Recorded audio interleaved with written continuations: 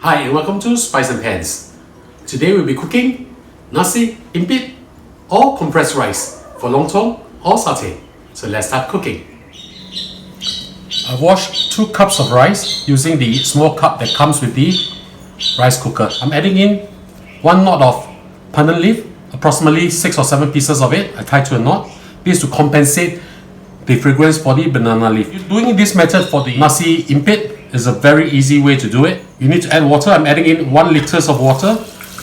You need to add in more water as compared to what you normally do for your rice, approximately 50% or 40% more. Because we need the rice to be a little bit more soggy so that we can mash it up and then we can wrap it and compress it easily. Okay, I'm using Jasmine rice. Now we're going to cook this the conventional way by putting this inside a rice cooker.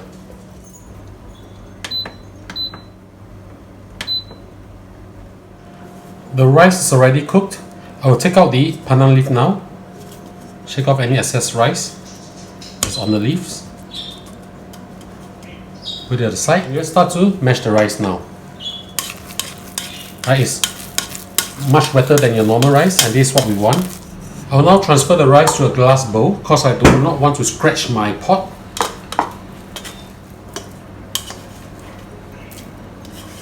Now I'll mash my rice using a potato masher. If you do not have one, you can use your spoon or scoop or anything as long as you can mash the rice together. Okay, just roughly mash them up so that it will be easy to compress them. So this is how it looks like after it's done. Just mash it up and I'll show you the next step. You need a container, okay, and you need a piece of cling wrap. Okay, what I like to do is, normally for this, right, in order not to let the cling wrap move around, I will just fold a little bit into one of the edges here. Just place it down like this.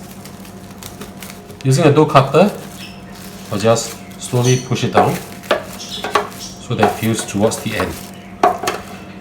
So now I just put my rice in, just put it in. Continue to fill this up. You can use the same step or same method if you are making the rice for your satay or for your lontong. Just push them to the side.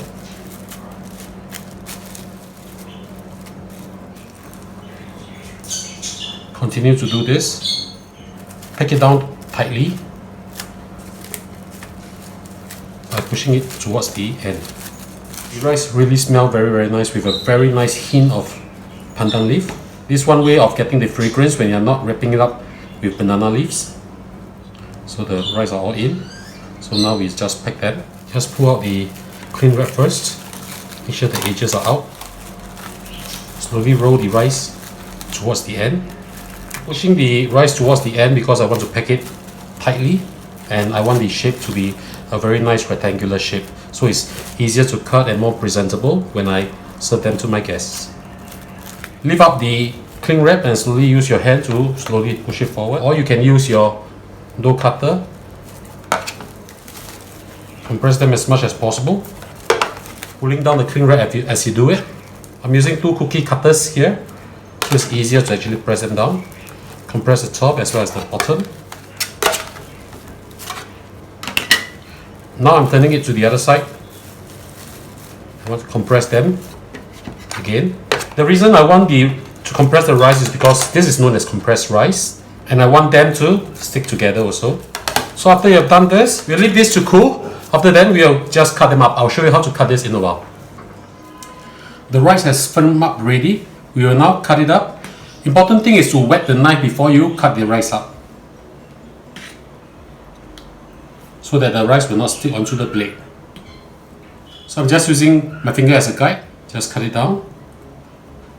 Press it all the way down.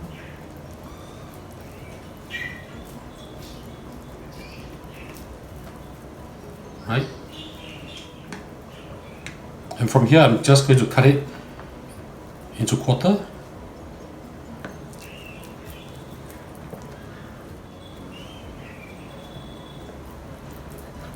Just like this, very simple. So that's how we cook our Nasi Impit. I hope you find it easy and you'll try it on your own. So do click like on our video and do subscribe to our channel. Thank you for watching.